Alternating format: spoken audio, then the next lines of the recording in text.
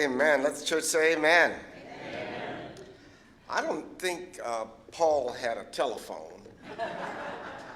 And people have been trying to figure out ever since what was the actual mechanical process by which Paul heard Jesus speak. Because the people around him, they heard the voice, but they didn't see the light. In another telling of the story, they saw the light, but they didn't hear the voice. And we're not quite sure. We're not quite sure. Thank you, choir. That was a lot of fun. I wanted you all to hear the full text of this story, because it's just one of those stories you ought to know. I mean, how many have heard of the phrase, the road to Damascus? Okay, now, keep your hands up, Now, how many of you knew that it was Acts 9? Well, I'm being a little facetious, but I mean, did you understand the story? Did you understand why that phrase communicates so much? It is about conversion. It is about changing your whole orientation. The story of Paul on the road to Damascus is one of those classics, so I thought it was important that we take the time to understand the foundation of our own story, because that's the question that I'm asking you today. Have you seen the light? In this conversation, or this episode, as I like to call it, I say episode to help us understand that the gospel writers, they were storytellers. They were not news broadcasters, okay? They were trying to communicate a narrative, and that narrative is powerful. The Christian narrative has shaped Western culture. It has, in ways we're not even aware of, because we've never read Acts 9. So the conversion of Paul begs the question of each of us. Have you been converted? Have you seen the light? Now, what does conversion even mean for us in this Christian culture? As I said, the biblical narrative has shaped Western culture. So what does conversion even mean? You know, for most of us, we don't have that aha moment. We don't have that blinding light. Did I turn it on correctly here? We don't have that blinding light. Can I get a little more volume? And there are those in that tradition that we call evangelical, where you tap a person on the shoulder and they can say, it was Saturday night on June 25th in 1927 that I was saved and born again. But for most mainline folk, we don't have that sense of conversion. Conversion means a radical change in direction, a radical change in orientation, an overturning of the way of life that you once had to choose a new life. But when you swim in Christian water, you don't know what wet means. And so for most of us, people of the way, as Christians were first called, conversion isn't so much a whoop change in direction. It's much more like a stroll. We start off in Sunday school, and then we get confirmed, and then we sit down, stop going to church, teenage years, rebellion, and then somebody taps us on the shoulder. You've heard my conversion story. And I was thinking about it as I was preparing this text. It was, now I can't tell you the day, I'm not that far gone, but I can tell you it was the spring, probably April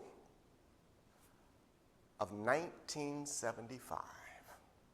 When I got up out of my stationary place, a friend tapped me on the shoulder and said, "Hey, Madison, you want to come to church?"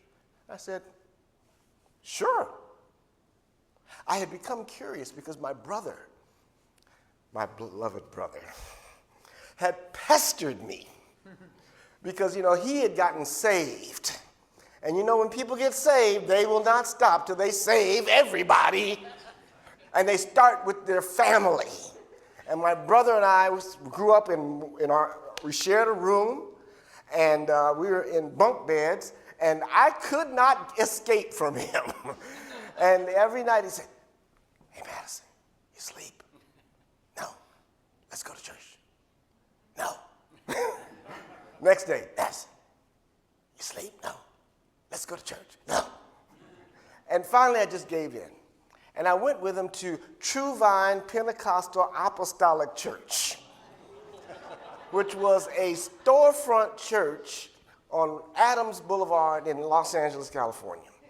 And there were about 10 people there and 12 children, and I was the only visitor. So you visitors don't feel put on, And when the True Vine Pentecostal Apostolic Choir got up to sing, everybody in the place went forward and sang to me. And I believe to this day that if I weren't visiting there, they'd still get up and sing. And the pastor was, I'll say, inarticulate, okay? I could really barely understand much of what he was saying. And his wife was the choir director, no offense, Terry. She was literally musically illiterate. I mean, she did not read music. She didn't know piano, and she simply got up to the piano and she started hitting notes until she found the pitch she liked, and then she started singing, "Have you tried my Jesus? He's all right. Have you tried my Jesus? He's all right." And they sang that for 2 hours. I exaggerate, but only by 1 hour. And so I didn't leave there converted. But I left there curious. What were those people connected to, moved by, that I didn't know? And so I had been there on a break from school, Christmas break. So when I went back, a friend tapped me on the shoulder and said, "Hey, man, you want to come to church?" And I said, "Sure," because I just wanted to figure out what this stuff was that these people were reacting to.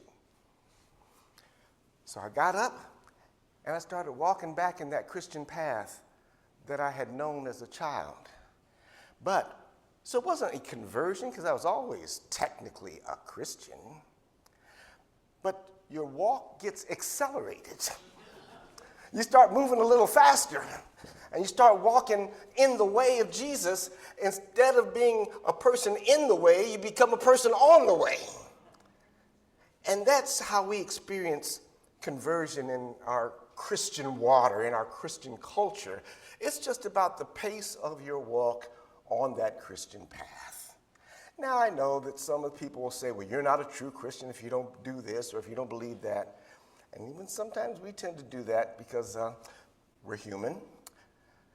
But we're all in some form of Christian faith. You've heard the expression in the ecumenical or the interfaith world, all paths leading up the same mountain.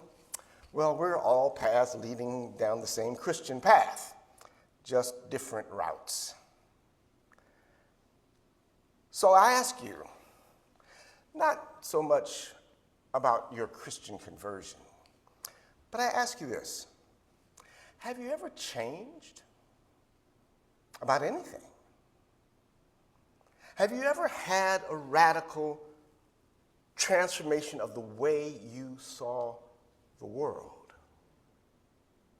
I submit to you that you have. I submit to you that most of the people here at Pilgrim, particularly here at Pilgrim, have had some moment in their lives where they changed their opinion radically about something. Because this is a pretty radical place. So you wouldn't be here if somewhere along the line you hadn't been radicalized. I ask that question in a lot of audiences that I speak to because I think it's important that if we can recognize in ourselves the capacity to change, then we can imagine that the person with whom we have deep and profound disagreements also has that capacity to change. And so if we can see it in ourselves, then we can believe it in someone else. So have you ever changed someone else's mind? Have you ever, I got the right slide, yes. Have you ever changed someone else's life? And how did you do that? How did you successfully change their mind? I want to read a section of an article that one of our church members sent to me, an article by Stephen Denon. I hope that I'm pronouncing it correctly. He's the author of the book Sacred America, Sacred World. And he talks about how we change other people. Clear-eyed, fierce love that stands up strongly to say no without demonizing the person causing harm is, I believe, more effective than hatred or judgment. Here are some top reasons why I believe holding love in our hearts toward others is actually a better strategy for success. First, when we hate or judge someone, we reduce the amount of information that we take in about them. We shift downwards into our limbic brain and lose some of the sophistication that comes from our higher cognitive centers.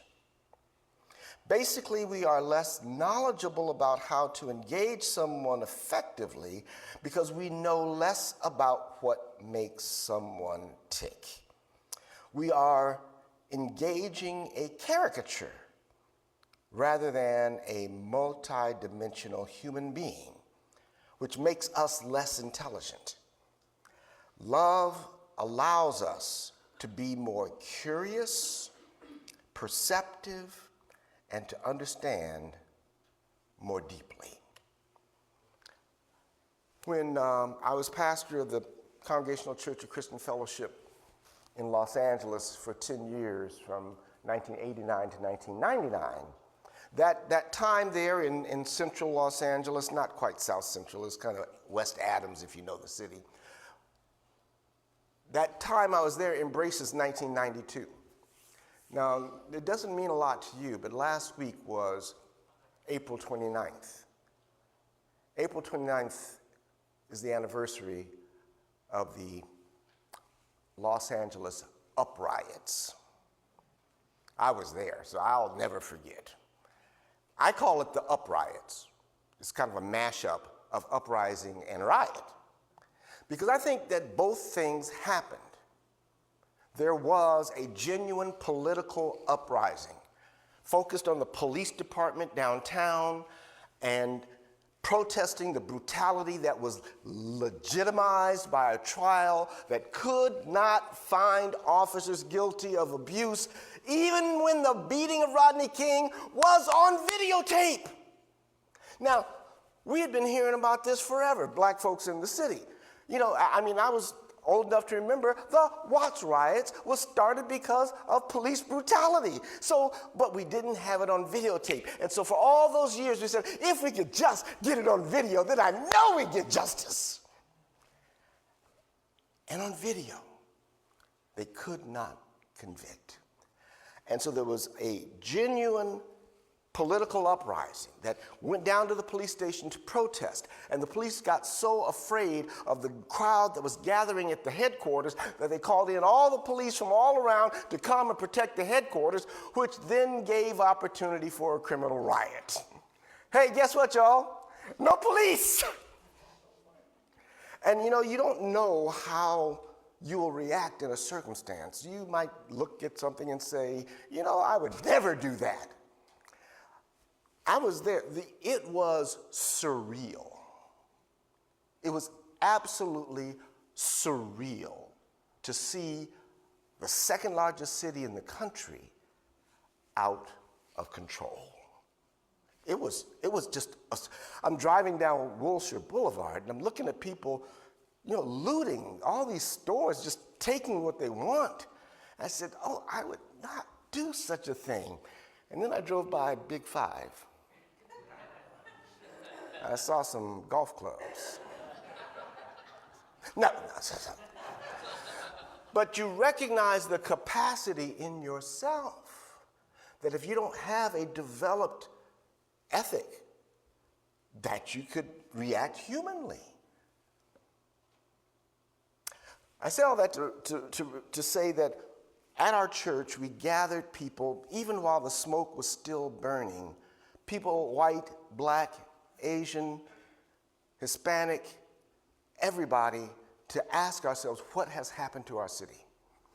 I mean, the first week that we had this meeting, we called it Community Conversations, there were 200 people in the church from all over the city.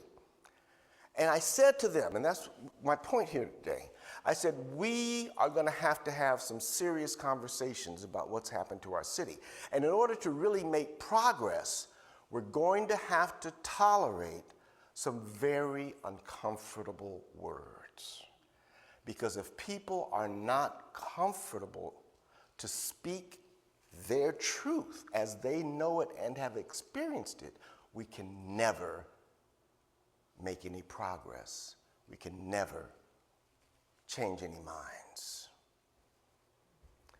And hard things we heard, and awkward things we said. But when you are committed to transformation, we can take the hit as we pursue a more human and humane community. I ask you about your conversion story. What is it that you never thought you would do or believe or understand, that something happened and you changed your mind? Many people grew up in a very homophobic culture. That's part of our Christian culture as it has developed. But it took something for you to be here in a church with a gay pride flag on the wall. It took something for you to be here at a church that's going to have a workshop on trans ally. It took something changed in your life. I've told you my story before that, yes, it usually involves an encounter with an actual human being. That when you really get to know someone, if you really live with people and experience them and know them for their human capacity and for their human faults and their human graces, at the point you can say, if you've been around folk long enough and it's become normalized, you can actually say, you know what? White people aren't so bad. It's about living together. It's about recognizing one another as a human being. So I know I've gone on too long, but I do want to give opportunity. Somebody here has a conversion story. Either your Christian conversion story or many more so your philosophical conversion story. Who has a conversion story? Somebody has a good one. Thank you. Tell us your name. My name is Lynn, and it was January 2016. Okay. I'm getting a hint there. Okay. Yeah, and I realized at that point I could no longer separate my spirituality from my political self. Amen. Amen. January of 16. What happened that made you think that? Well, no, that's important. We have lived in a world that has taught us, our Christian culture has taught us, politics and religion don't mix. But there are things that happen in our lives when we realize that that's a luxury for people who are blessed and benefited by the status quo. And when it starts to hit you, then you can identify with what has hit others. So I want us all to leave here today and find that moment and understand that moment when we changed and the grace that we needed to give ourselves to accept that we used to be like this, but now we're like this, and take that grace and offer it to someone with whom we deeply disagree. And pray like Ananias did. God, I don't know about this guy. He's been killing and stoning and threatening Christians. Are you sure that you got the right address? You got the right person? Yes. Go. And he went, even though he was afraid. He went, even though he was scared. Because that was the only way that Saul would become Paul and to begin to walk with the other people in the way of Jesus. Let the people of God say, amen.